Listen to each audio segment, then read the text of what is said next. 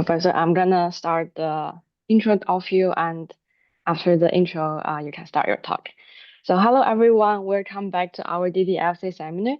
Our speaker today is Professor Jean-Jacques Slotine, Professor of Mechanical Engineering and Information Sciences and Brain and Cognitive Sciences at MIT, where he directs the Nonlinear System Laboratory. Professor Slotine received his PhD from MIT in 1983 at the age of 23 and joined the MIT faculty the following year after working at Biolab.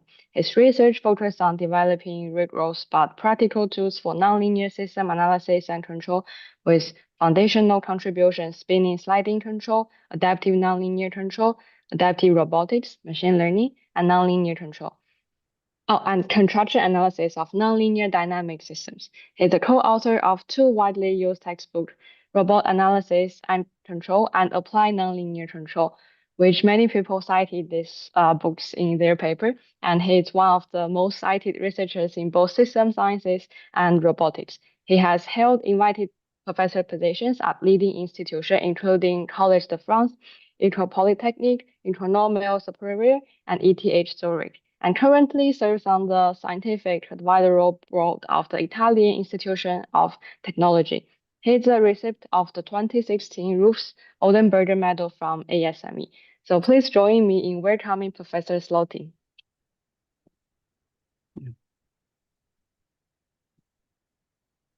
Yeah, thank you. Should we wait for people to show up, or is it? Oh, so people now it's starting to coming in now. Okay, so maybe we might wait because for the moment it's.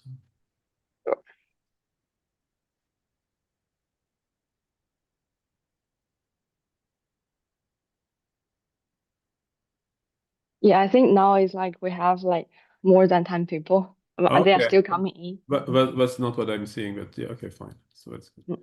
All right. Okay, great. Okay. So thank you for inviting me. So when you board an, see if I can find it. So when you board an airplane, the airplane is rated at 10 to the airplane is rated at 10 to the minus 9, which means that there's only one chance in a billion that anything goes wrong in the next hour. So how would you like to board an airplane and being told by, welcome aboard, you'll be glad to know that the control system for this aircraft was designed by the latest neural network from DeepMind or wherever. And as a result, we have a 96% chance to land in San Francisco.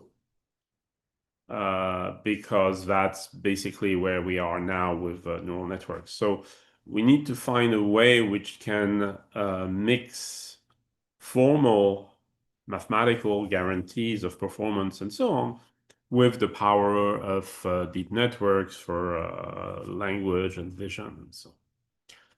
So if we look at the brain, we have as a potential source of inspiration, we have about 10 to the 11 neuron, and each of these neurons is connected to about 10, has about 10 to the 4 connections. So we have a total of 10 to the 15 or so connections. So 10 to 15 is, as you can guess, is a big number. If it means that if you take from the moment a baby is born to the moment she goes to college, she creates about 1 million new connections per second.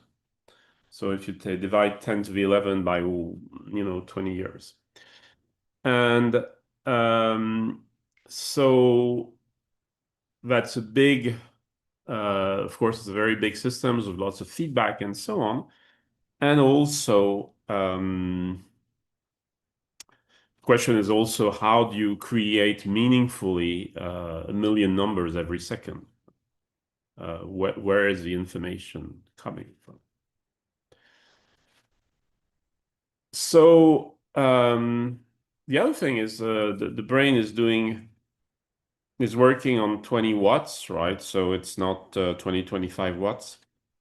So it doesn't need proximity to power plants or so on to don't hesitate, by the way, to interrupt with questions in the chat, so um, it it doesn't need close proximity to power plants. It runs on 25 watts, and the reason is, well, this is related to the fact that the hardware neurons are much, much slower than transistors. Okay, they're about 10 million times slower.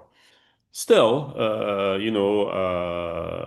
the moment, humans are much better at real-time, agile kind of motion like basketball than robots are, although they're dealing with very, very slow neurons. So from my point of view, one of the main questions we are at in robotics and AI is whatever happened to C-squared. So you may not know what I mean by this, but there has been for a very long time the notion that the brain evolved as the refinement of sensory motor properties. And we can trace that through the evolutionary record and so on. So predators became better at catching prey, and prey became better at escaping predators. And there's a little animal, which is kind of the poster animal for this fact, which is the sea squirt. And the sea squirt is a little sea animal, which at some point swims, and at some point in its life swims and fixates itself on a rock, and then it stays on the rock. So at that point where it stays on the rock, it swallows its brain because it doesn't need the brain basically anymore. It doesn't need to move anymore. So that's kind of the poster example of that notion that the brain evolved as the refinement of sensory motor control. However, now we have things like LLMs, right? So it means that we used to think that you need to build the brain out of the refinement of sensory motor control, and at some point you'll build something like a human brain, and at some point you'll have something perhaps like language.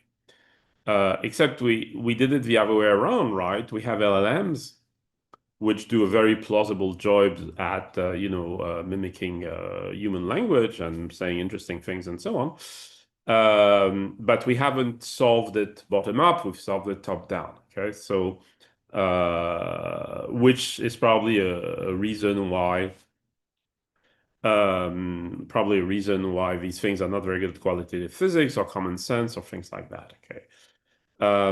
So in other words, we've made a lot of advances in AI, as reflected by LLMs and other things, visual recognition and other things. At the same time, we're nowhere near a good robot plumber. We're nowhere near, a machine that interacts with its environment, with lots of complicated contacts and things like that, in a way similar to a human, or analyzes a physical problem in a way similar to a human. And one of the reasons for that is if I pick up something in my pocket, I look for some small object in my pocket, while still talking to you, I'll find it, I'll get it out of the pocket and so on. And but I don't know exactly how I did that. So it would be very hard to write down, I did this, I measured that, I started looking for, and so on, right? It would be extremely hard to write this down. And so what robots can learn of is not going to be stories on the web.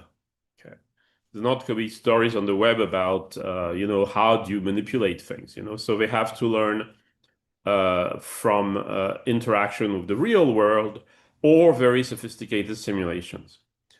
But it's very hard to do very sophisticated simulations because of friction and all sorts of other things.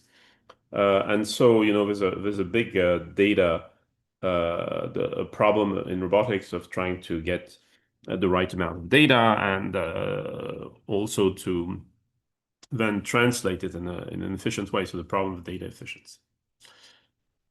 So we've been developing a number of tools to try and address some of these questions over the years. And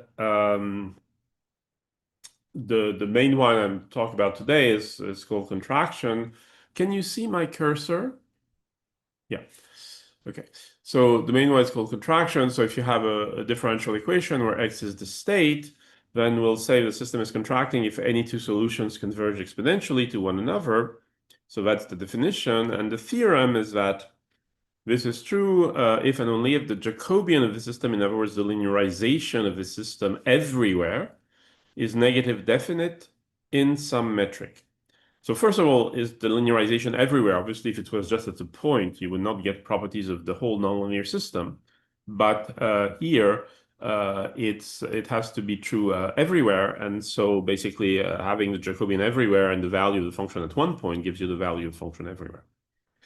So, and also it's not the Jacobian itself, which is negative definite, but it's negative definite in some metric, which means that if it's not negative definite when you do df over dx, maybe there's a change of coordinate such that the new coordinates is negative definite, but maybe more generally, there's a differential change of coordinates such that the corresponding transform Jacobian is negative definite. And so that's called the Riemannian metric, this differential change of coordinate.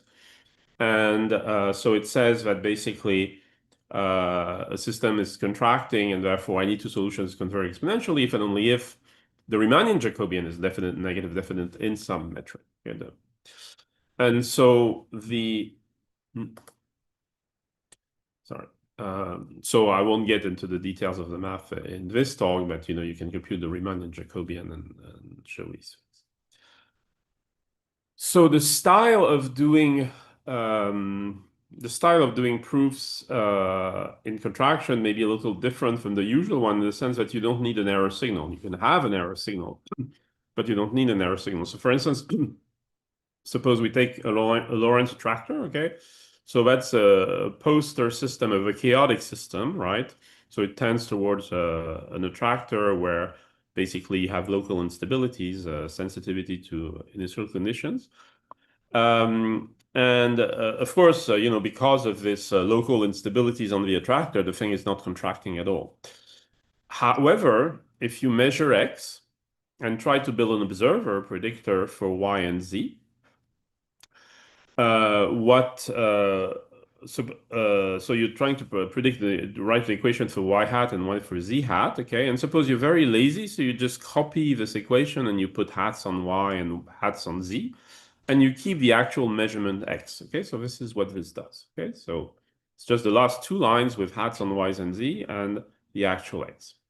So if you pick this observer, its Jacobian is negative definite in an identity metric, okay, because you can just compute it.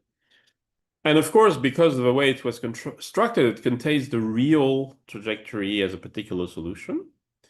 And therefore, this observer will tend towards the actual y and z of this chaotic system exponentially at a rate which is the minimum of 1 and beta. And the entire proof is this, right? So this is the observer. It's contracting with this Jacobian. And so this tends towards that with a rate which is the minimum of 1 in beta. And here we haven't used error signals. We could have, but we haven't. So these contracting systems can serve as building blocks of bigger contracting systems. So they play a Lego-like property. If you have contracting building blocks, you can combine them in parallel, negative feedback series and cascades, and so on. Using some simple rules on how you combine them, and then you'll progressively build a very large contracting system. And from the point of view of biology, this is something which is plausibly favored by evolution, because you want basically in biology you keep accumulating new properties and so on, and you don't want when you add a new property that it messes up everything else. And after years after we did contraction, biologists looked at the similar question. Real biologists look at similar questions in what they call facilitated variation. And there's the notion facilitated variation. The notion here is that in biology, there are what they call core processes, which took a lot of time, literally, hundreds of thousands of years to fine tune, like DNA replication, for instance, and other things. And so that later on, evolution worked more on selecting how you connect them rather than touching the individual processes. Okay. And so what you were learning is the connections between them. So this is very similar from a conceptual point of view to contraction, in the sense that we're saying we have these building blocks and we can connect them using very simple rules to build a bigger contracting system. And we're trying to have the system learn. We may have individual learning in the building blocks, but what we can certainly do very simply is do learning on the connections, because that will preserve contractions, whatever we do. So maybe I'll skip all of this, but those of you who know about this, sliding variables are an example of hierarchies in contracting systems. Control primitives, right? If you have a bunch of control laws, each of which makes the closed loop system contracting in a common metric, and it's very easy to show that any convex combination, in other words, you take these control laws and you multiply them with alpha I of t, where the alpha i's are positive and sum up to 1, then the resultant system is still contracting in that common metric, but of course doing other things. Okay, so you can mix behaviors, if you want, very easily using this. For instance, you can teach a humanoid to walk, and then you can also teach it to wave its right hand, and then doing that, it will know how to walk while waving its right hand.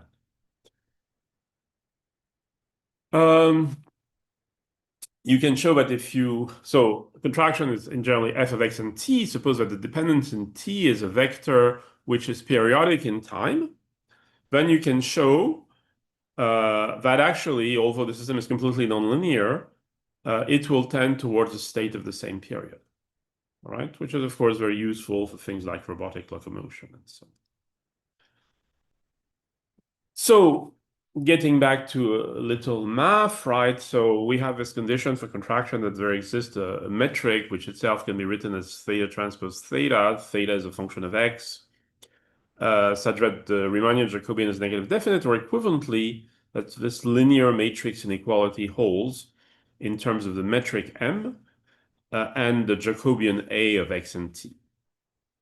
And here alpha is positive, so we need a positive alpha such that this is true.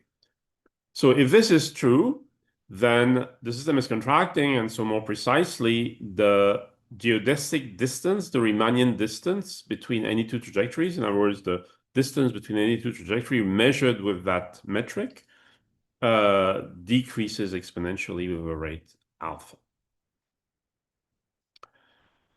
So since we're interested in trying to perhaps blend ideas from control theory with ideas from machine learning, so at the moment we have all of these tools to do used in machine learning and so on, LLMs and so on. And if you look at the algorithms themselves, they're a little embarrassing, and they're not they seem to be more like smart hacks than anything else. But they work very well. Okay, and the reason that they work very well is that basically we have a way to fit any function to data, any unknown function to data even if the function is not, even if the cost is not convex and so on, using over-parameterized gradient descent. Okay, so in other words, you have these machine learning systems when you have millions of data and perhaps billions of parameters, and this way you can fit any function like classifying dogs and lions or other things, and of course train the LLMs as well using this kind of general function fitting. So let's try to analyze a little gradient descent in. Let's try to analyze a little gradient descent in from the point of view of contraction. So suppose we just have gradient descent. We have f of x. Okay. Suppose we analyze the contraction property of a system in identity metric. So we just have to look at the Jacobian, and we have to wonder whether, because we take the identity metric, this Jacobian is negative definite. So the Jacobian of minus the gradient is simply minus the Hessian of f. Okay. So in other words, saying that this system is contracting in an identity metric is equivalent to saying that the cost is strictly convex. Right, because the Jacobian of the gradient is just the Hessian. So saying that the cost is strictly, saying that the system is contracting an identity metric is equivalent to saying that the cost is strictly convex. However, if the system is contracting in any metric, it will tend towards a unique equilibrium point that can be shown. And because it's a gradient, that equilibrium point will be a global minimum. So in other words, when we intuitively associate global minima tending towards global minima with convexity, we know it's not an if and only if, but that's generally the first image we think of. It's a very, very restrictive image because as long as the system is contracting in any metric m of x, not just the identity metric, then it will tend towards a global minimum. Okay, so the cost doesn't have to be strictly convex at all. It's just this gradient has to be contracting in some metric m of x. Okay, and as you can guess, as the dimension increases, there's more and more relative flexibility in choosing this metric. So what you can, so by the incidentally machine learning, the combination properties, things like series would be backprop, right? Things like feedback would be adversarial learning, for instance. So now, so this is contraction. Suppose that alpha is 0. So now the system is not contracting. We need alpha strictly positive. But alpha is 0, what does this mean? It means that distances don't increase. In other words, the distance between any two trajectory is less than e to the 0. So that's 1 times the initial distance. So distances don't increase. So that's called semi-contraction. So system is semi-contracting if alpha equals 0, and so distances don't increase in that metric. No. So suppose now you have a gradient system such that it's semi-contracting in some metric. Then it's very easy to show that, so on the very simple Lyapunov-derived conditions, you can show that any gradient system will tend towards equilibria, right, and nothing else. Now, it's very easy to show that actually if you have a gradient or a natural gradient or a preconditioned gradient, more generally, then starting from anywhere, you will tend towards a global minimum of the function. And that these minimas will be connected by valleys of minima, in other words, but between two equilibrium points, which will be two minima of the same cost. There will be an entire valley of minima also of the same cost. All right. And actually, it's easy to show, right? Suppose you have two equilibria of this gradient system. Suppose you start at t equals 0 with some curve, any curve you want, the blue curve, okay? And now you run the system and you run it until t equals infinity, which is the red curve. Okay, so this point initially there will go there, and this point initially there will go there, and so on. These are all equilibria of this gradient system, so it means on this red curve the gradient is 0. But if the gradient is 0, it means they have the same cost. and therefore the cost at the equilibrium x1 star and the equilibrium x2 star, which were two arbitrary equilibria, has to be the same. So it means all equilibria have to have the same cost. Okay. So you may want to say, well, what has semi-contraction to do with this? Well, we can do this reasoning if we assume that the paths don't break. All right. And if you have semi-contraction, in other words, distances cannot increase, then the paths don't break. Right? Because the path breaking would mean the distance would increase. And so, and intuitively, and it can be made more formal, right? So you just need the existence of a metric such that the system relative to this metric is semi-contracting. And the existence of this metric, because the metric is like represented by a matrix, which depends on x, right, becomes more and more plausible as the dimension increases, okay? Which, goes in the direction of, why over-parameterized gradient descent works. You're getting into very high dimensional things. Okay. So let's talk a little about adaptive control. Okay, so suppose you have a contracting system, and then you have the same system but with a disturbance. Then instead of having the Riemannian distance converging exponentially, just this equation, you have this equation plus a term in red due to the disturbance. And when you have a problem which is parameterized by constant, linearly parameterized by constant, then this is the term due to the parameter estimation error. And that's the term that adaptive control may go to 0. So how does adaptive control work? So, this is we introduced adaptive nonlinear control in the mid 80s, and then lots of people, I saw you had Christish coming in to talk, lots of people then picked up on that.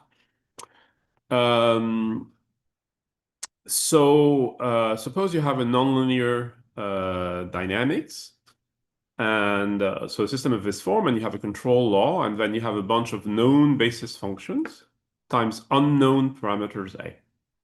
All right. So the role of the control input is to do two things. First, try to make the system, the nominal system, closed loop contracting if we knew A. Okay. So if we knew A, we would have A hat equal A, so we wouldn't have this term, we would simply have x dot equal f0. And so the role of U is to make sure that this f0, if we knew A, would be nice. Okay. And it would then be described by a Lyapunov-like function v0, which would simply be the square of the Riemannian distance, for instance, to the of the contracting system. So suppose we pick a Lyapunov-like function, which is this v0, which describes this f0, and then a quadratic term in the parameter estimation error. So that's the same idea we had used, in the 80s, but here expressed in a very general sense. You can build a control law which does this, and an adaptation law that feeds it parameter estimates. And this adaptation law can actually be written in this form. So this adaptation law makes sure that the system works as if you knew the exact parameters. So it can be written this way, and equivalently can be written in this form. So I'm pointing out it can be written in this form because this form says the adaptation law is basically gradient descent in parameter space. But the cost is not v0, it's v0 dot. Is the time derivative of v0. That makes sense because you want to do, adaptation is a little like James Bond, right? You adapt on a need-to-know basis. You adapt the parameters just well enough to get the task done. So if, for instance, if you have a robot and the arm is hanging there and holding a load, and you ask not to do anything, then you won't do anything. You won't apply any torques. You ask not to move, right? You won't apply any torque, and And in the process, you will not learn anything about the load. But that's a feature because you were asked not to move. Okay, so if you had moved to learn something about the load, then you would have distracted you from your task. Conversely, if you have to move the load in extremely complicated ways, then the exact same adaptive control law will estimate the parameters exactly. Because basically the task is challenging enough, the technical term is sufficiently rich, so that the fact that the task converges implies that the parameters themselves converge. But so in general, the parameters don't have to converge to the exact value, and that's a feature because they just converge to parameters which allow the task to be done. Now, you can use this for control. You can use this for prediction as well. In other words, if you throw a light object across a room, how do you predict its trajectory? You might wonder about this quadratic term, the second term in the quadratic term here. And indeed, you can show that this quadratic term can be replaced more generally by what's called a Bregman divergence. So Bregman divergence is basically the discrepancy between, if you take a convex function, it's basically a second order term in a Taylor expansion. So it's the difference between the first order Taylor expansion and what you get. Okay. So the Bregman divergence for a quadratic function is just a quadratic function, but for a more general function psi, it gives you possibilities. And what you can show is that if you do this, if you pick, instead of quadratic function, you pick this Bregman divergence, then you get a modified adaptation law. All the algebra is the same. You just get a different term here, which is the inverse Hessian of this convex function that you picked. And of course, you're going to try to pick this convex function so that this inverse Hessian is easy to compute. So typically such that the Hessian is diagonal. And what you can show is if we do this, then what happens is that if the set of parameters, if the trajectory is very challenging, very rich, and the same set of parameters are unique, nothing changes. However, if the trajectory is not sufficiently rich, so there's a large set of parameters that could get the job done, or if by design, as in neural networks, the system is very over-parameterized, then out of all the set of parameters that satisfy this control task, you will automatically get the set that minimizes the function psi. So that's called implicit regularization, okay? And one choice for the function psi is modulo some smoothness variations. One choice for the function psi is simply to take a one norm. Okay, because if you take a one norm, you take a set of parameters that minimizes the one norm. So basically, you're imposing sparsity. And so out of all of these parameters, you're imposing sparsity. So one way to see this as a toy example is suppose you have a bunch of 4 chemicals. So chemical equations are related by mass action laws, things that look like this. But suppose you don't know the right-hand side, you just know there are 4 chemicals. Right? Well, you could put all the possible right-hand sides that we would have here, so which would be combination of all monomials, x1, x2, and so on. So if we limit ourselves to monomials up to degree 3, which should be plenty, right? This gives us 140 total basis functions. So what do? We do adaptive prediction for the system without knowing this dynamics. And we let the system both do the prediction and figure out the dynamics. So that's what it does here, right? So you can see that basically the parameters learned are extremely sparse. Most out of these 140 things, most of them are going to be 0, and we're going to just learn a few, which typically are going to correspond to this. Okay. Depending on initial conditions and so on. But basically, we're going to learn the parameters and the basis functions such that this system, that we can predict the system without knowing its right-hand side. Okay. simply by using this sparse adaptive prediction. So I'll skip this perhaps.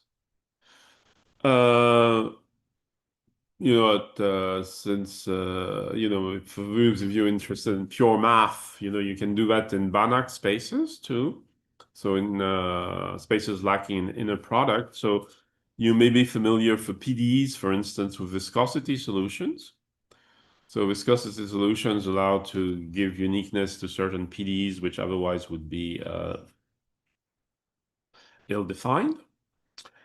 And so basically what you do, you add a little vanishing viscosity to these terms. So people got Fields medal for that, right? But of course you could, instead of vanishing viscosity, you could add a vanishing contraction, so that would be a more general. But actually, if you go for so that part is that was fairly obvious. It just had to be worked out. But what was more surprising is that actually you don't even need a vanishing contraction. You need the expansion rate to be bounded. So the system doesn't have to be contracting. It could be unstable, but as long as there's a bounded expansion rate, you can still define solutions to your PDE. So that's Journal Differential Equations 2023. Also, different discussion. We keep talking about neural networks, right, and neuroscience. And a lot of people now in neuroscience are trying to get funding, explaining that neuroscience will help AI. And that's probably true. But on the other hand, there isn't a single result in neuroscience in the last 50 years which made it into AI. In other words, there's been lots of things happening in neuroscience, but somehow AI has stuck with things which were done more than 50 years ago. It doesn't mean it has done it more than 50 years ago, right? But the results themselves, like drop off and so on, appeared in neuroscience more than 50 years. So now in the brain, they are not just neurons. Okay, there's also what's called glial cells, and among these glial cells, there are these astrocytes, and astrocytes are cells which, as the name indicates, look like stars, and the branches of the stars, each of the branch connect to 10 to 100,000 synapses. All right. So in other words, the brain has this, 10 to the 11 neurons, right? And it has about 10 to the 11 astrocytes. And these 10 to the 11 astrocytes, each of them connects to about 10 to 100,000 synapses. So originally, it was thought that astrocytes were just there to clean up after chemical potentials and so on. They just had a maintenance role. But of course, there's no reason that evolution didn't realize that, having these objects, each of them connected to 100,000 of synapses, had strong computational potential. Could be used for computation. And, there's been a lot of research in biology on astrocytes in the last 50 years. And so we wrote this paper trying to incorporate as much as we could of that research in a simple model. So the simple model, this first thing is the usual model of accident potentials. The second equation is Hebbian learning, which is also something very common. But we now have a third equation, and this third equation is what describes what the astrocytes do. And that was a paper published in PNAS last year. So you have these, now instead of two equations, you have three equations, all of which connected in feedback. Okay. And we tried in these three equations to incorporate, in a simplified way, as much of the biology as what was known up to then. And so you can wonder then, how does what the system does change with what defines the astrocyte, which is this matrix of connections, TIJKF, this tensor of connection, TIJKF. So one can show that if these connections are very precise, so each of them has a different weight and so on, then you find what's called dense associative memories. Okay, so as you may know, Sunichi Amari in 1975 defined something which later on came to be known as Hopfield networks, and which Hopfield analyzed using Lyapunov-like tools, energy tools. And then there's something called dense associative memory of modern Hopfield network, which are the same networks but with many more memories. Okay. And so storing many more memories. And so you can show that if you let this thing to be as complex as it can as a matrix, it's a constant matrix. So if basically you let each coefficient do its own thing, then you get exactly the same equilibria for the system as the memories in the dense associative memory. Conversely, if you make this very simple, all of them are the same, so you're just mixing them up, okay? Then you get something which is basically the attention mechanism in a transformer. So on the one hand, you get, dense associative memory, and the other hand, you get the attention mechanism in a transformer, depending on the complexity of TIJK. And now you have a whole continuum to explore, which basically gives you new AI algorithms. Okay, somewhere between the two, and that's what remains to be explored. So I'll probably stop here. If a lot of these papers are there, and of course on arXiv.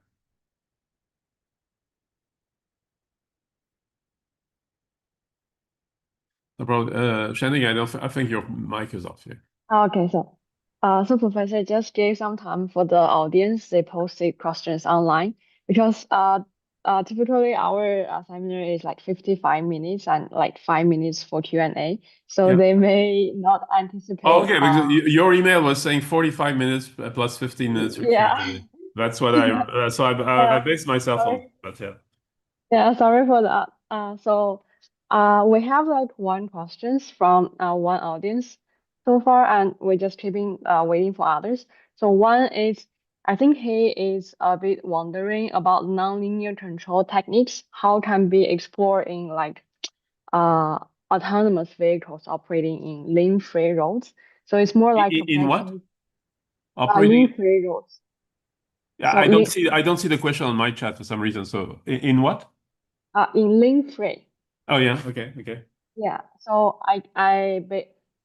I guess it's more like, so instead of we have the lane roads, like you say, lane 1, lane 2, lane 3, but we just have lane free. So the roads is going to be more like freely space, and how these nonlinear control techniques can be applied in this kind of one would have to see the exact equations, but maybe I can mention this. Okay, it's a related question. It's not answering that question, but it's a closely related question.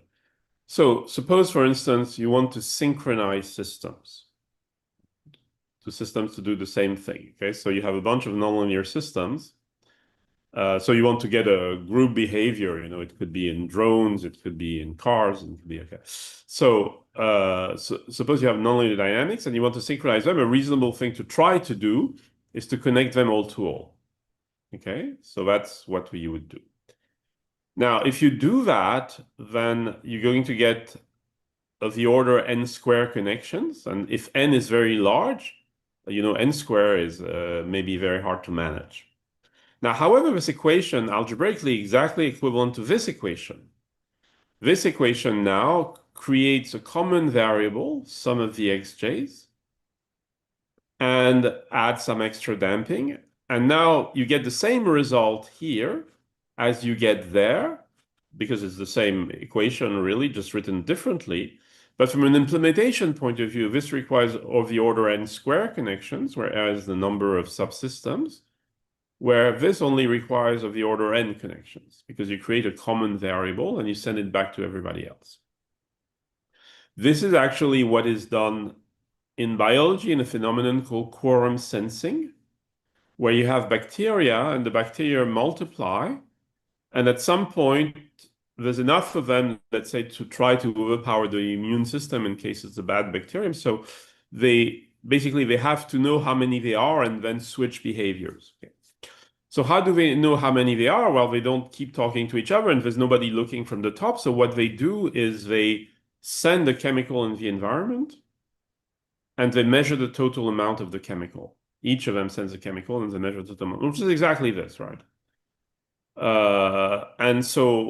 And therefore, doing this, that's called quorum sensing, creates a form of synchronization.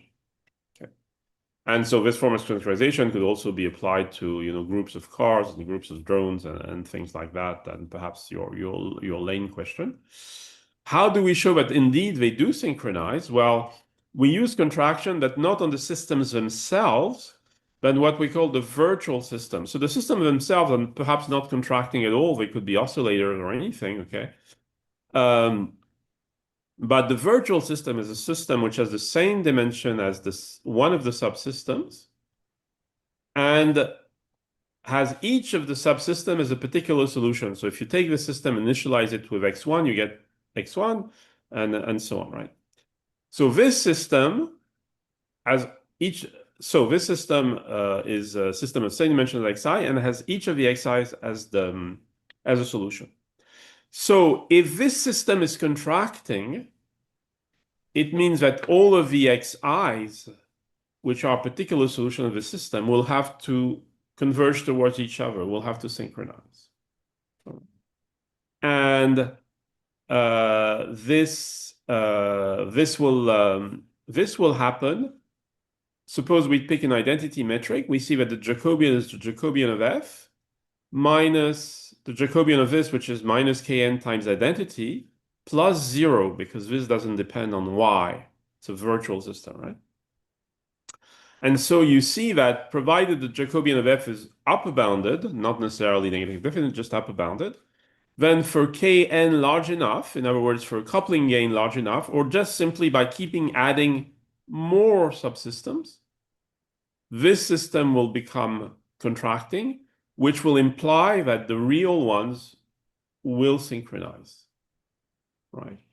So you can see that basically as you increase kn, whether you increase k or increase n, so basically you with the same k, you throw more systems in, or in the case of biology, you put them in more and more, you let them grow, or you put them in a more in smaller environment. But at some point they will all synchronize, okay? And so that's how we can use contraction, not on the real systems, but on a virtual system to show collective properties, similar to what you said, although we haven't looked at the exact example. Yeah. Okay, thank you, Professor. We have a couple more questions. One is when we want to use a neural network to approximate contractive nonlinear dynamics, how can we ensure the contraction during the training process? Okay, so it depends on how you do it. It's a good question. So one way is to so it depends how you build your neural network. But as I said, if you have building blocks which are contracting, then you can do whatever you want on learning the parameters that connect them as long as some simple rules are verified. So basically you get this huge contracting system that learns, and what you learn here is the connections, right? And then it will stay contracting. But of course, it gives you a particular architecture for your network and so.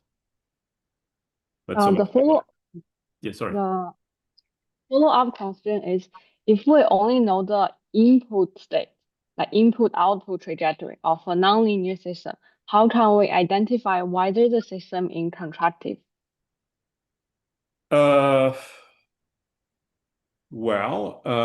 Actually, that's probably easy because practically you can identify the system is contracting if you make a copy of it, right? And just run a simulation of the copy starting from an initial condition and see if the copy tends towards the real thing, right?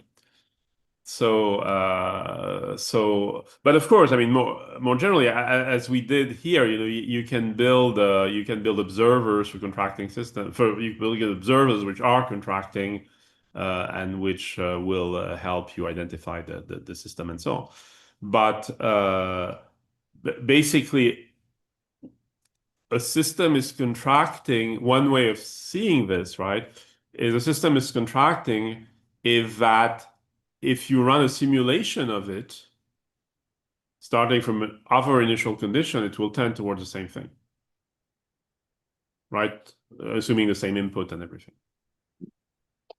Okay. Another question is, could you please explain again on how high dimensionality is connected to the existence of metric?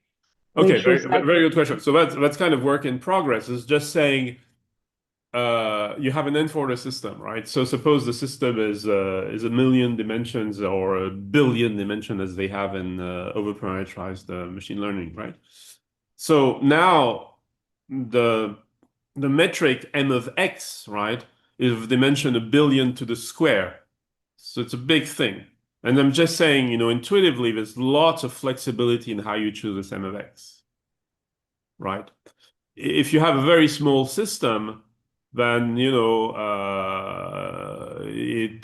it's very, very specific. The existence of an m of x is so that the system is semi-contracting is a super specific condition. But as you get a very large system, since the dimension of m varies as n square, you get a much, much looser condition. But of course, one tries to get more precise results. Another question is, thank you, Professor, for your talk.